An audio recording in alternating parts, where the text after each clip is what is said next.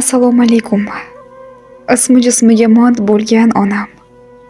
Gullar misoli go'zal bo'lgan Gulnora onam. Onajon, sizni juda ham qattiq sog'indim. Bugun sizga dilimdagi dil so'zlarimni, dil izhorlarimni shu shaklda bayon aylamoqchiman. Bilaman, hozir oramizda, davramizda yo'qsiz. Ammo har doim bizni qalbimizda yashaysiz. Qalbi pok, mehri daryo bo'lgan onam. Biz 4 farzandni yetim qilib shoshib ketgan onam. Onajon, biz o'g'illaringizni, qizingizni hech kimdan kam qilmay o'stirdingiz.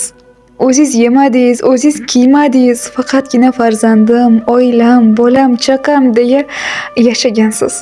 Mening mehribonim, duogo'yim. Ba'zi paytlarda hattoki kasal bo'lsangiz ham bizga bildirmadingiz. Bolam, men yaxshiman, qo'yaver deya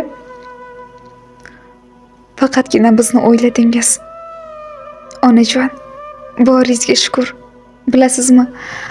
Siz bor ekansiz, sizning borligingizda bizni yoshligimiz juda ham mazmunli o'tdi.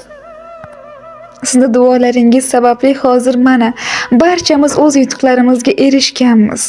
Har doim farzandlarini o'ylab charchamaydigan mehribon mushtiparim. Kamini berkitib, borini oshirib, baxtli bolalik bergan jonim onajonim. O'zimning mehribonim. Yotgan joyingiz nurlarga to'lsin. Borar joyingiz esa jannat bo'lsin. Onajon, sizni barchamiz juda ham qattiq yaxshi ko'ramiz. Albatta, sizdan chiroyli xotiralar, mazmunli hayot qoldi. Har doim mehmonlar kelsa, mehmonlarni kulib, ochiq chehra bilan kutib olgan mehmon do'st onam. Birov nimadir kelib so'rasa, borini, jonini berishga tayyor bo'lgan jannatim onam. Voy, ko'ylagingiz chiroyli ekan desa kimdir, o'zi sevsa-da shartta yechib ol derdi qo'li ochiq onam. O'zimning mehribonim. Boringizga shukr onajon.